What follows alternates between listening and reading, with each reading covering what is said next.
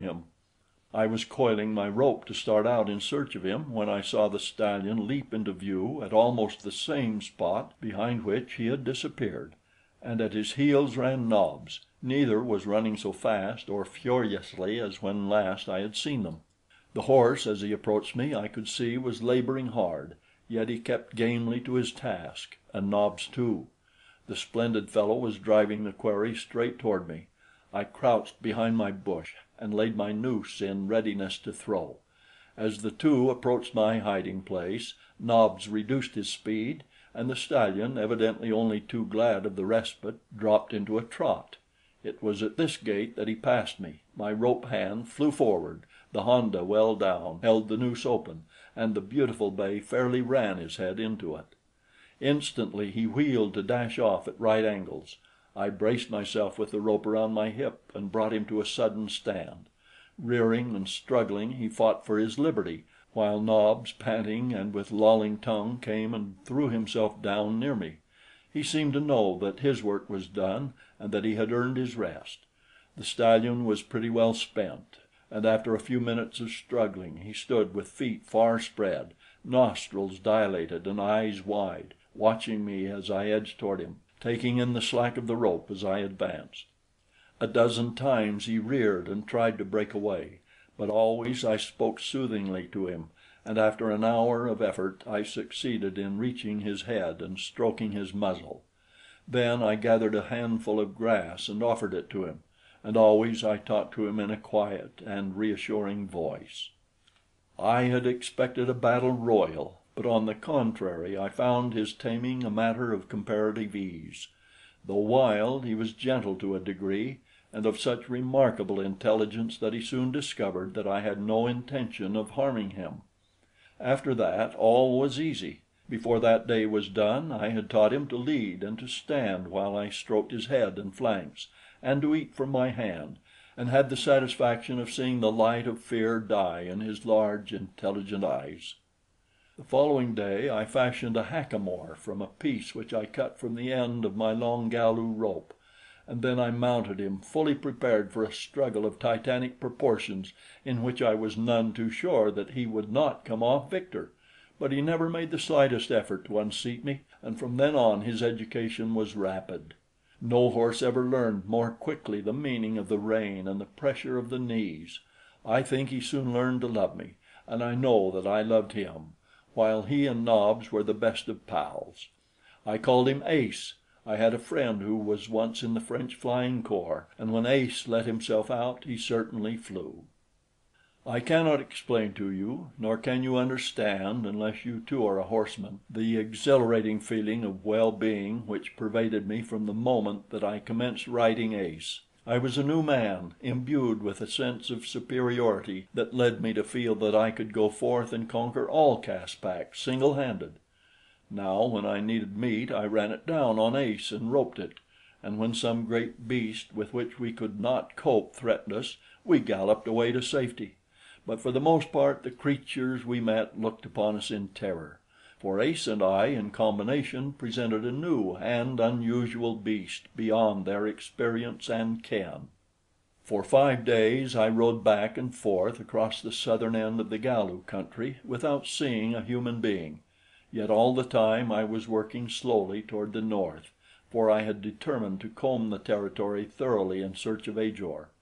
But on the 5th day, as I emerged from a forest, I saw some distance ahead of me a single small figure pursued by many others. Instantly I recognized the quarry as Ajor. The entire party was fully a mile away from me, and they were crossing my path at right angles, Ajor a few hundred yards in advance of those who followed her. One of her pursuers was far in advance of the others and was gaining upon her rapidly. With a word and a pressure of the knees, I sent Ace leaping out into the open, and with Nobs running close alongside, we raced toward her. At first none of them saw us, but as we neared Ajor, the pack behind the foremost pursuer discovered us and set up such a howl as I never before have heard. They were all Galus, and I soon recognized the foremost as Du seen. He was almost upon Ajor now, and with a sense of terror such as I had never before experienced, I saw that he ran with his knife in his hand, and that his intention was to slay rather than capture. I could not understand it, but I could only urge Ace to greater speed, and most nobly did the wondrous creature respond to my demands. If ever a four-footed creature approximated flying, it was Ace that day. Du-seen, intent upon his brutal design, had as yet not noticed us. He was within a pace of Ajor when Ace and I dashed between them, and I, leaning down to the left, swept my little barbarian into the hollow of an arm and up on the withers of my glorious Ace. We had snatched her from the very clutches of Du-seen, who halted, mystified and raging. Ajor too was mystified, as we had come up from diagonally behind her, so that she had no idea that we were near until she was swung to Ace's back. The little savage turned with drawn knife to stab me, thinking that I was some new enemy, when her eyes found my face and she recognized me. With a little sob she threw her arms about my neck, gasping, "My Tom! My Tom!"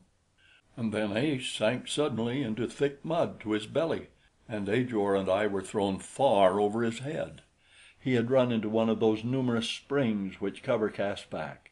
Sometimes they are little lakes, again but tiny pools, and often more quagmires of mud, as was this one, overgrown with lush grasses which effectually hid its treacherous identity. It is a wonder that Ace did not break a leg, so fast he was going when he fell; but he didn't, though with 4 good legs he was unable to wallow from the mire. Ajor and I had sprawled face down in the covering grasses, and so had not sunk deeply. But when we tried to rise, we found that there was not footing, and presently we saw that Du-seen and his followers were coming down upon us. There was no escape. It was evident that we were doomed. "Slay me," begged Ajor. "Let me die at thy loved hands, rather than beneath the knife of this hateful thing, for he will kill me. He has sworn to kill me. Last night he captured me, and when later he would have his way with me, I struck him with my fists, and with my knife I stabbed him, and then I escaped, leaving him raging in pain and thwarted desire. Today they searched for me and found me, and as I fled, Du-seen ran after me, crying that he would slay me. Kill me, my Tom, and then fall upon thine own spear, for they will kill you horribly if they take you alive." I couldn't kill her, not at least until the last moment, and I told her so, and that I loved her, and that until death came, I would live and fight for her. Nobs had followed us into the bog and had done fairly well at first, but when he neared us, he too sank to his belly and could only flounder about. We were in this predicament when Du-seen and his followers approached the edge of the horrible swamp. I saw that Al-tan was with him, and many other Kro-lu warriors. The alliance against Jor the chief had therefore been consummated, and this horde was already marching upon the Galu city. I sighed as I thought how close I had been to saving not only Ajor, but her father and his people from defeat and death.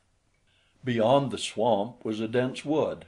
Could we have reached this, we would have been safe, but it might as well have been 100 miles away as 100 yards across that hidden lake of sticky mud. Upon the edge of the swamp Du-seen and his horde halted to revile us. They could not reach us with their hands, but at a command from Du-seen they fitted arrows to their bows, and I saw that the end had come. Ajor huddled close to me, and I took her in my arms. "I love you, Tom," she said, "only you."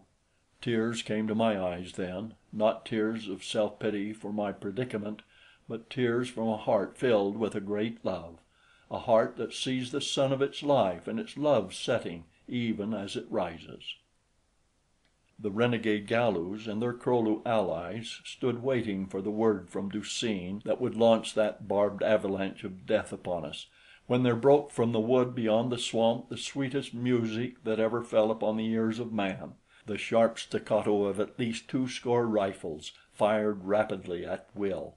Down went the Galu and Kro-lu warriors like tenpins before that deadly fusillade. What could it mean?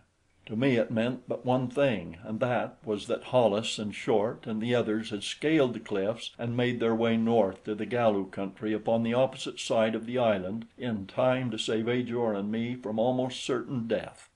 I didn't have to have an introduction to them to know that the men who held those rifles were the men of my own party,